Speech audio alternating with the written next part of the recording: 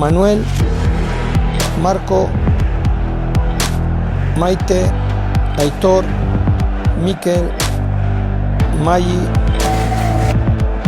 Jon, Félix, Egoitz, Eki, Albani, Izaskun, Miren, Iñaki, Paule, Juan,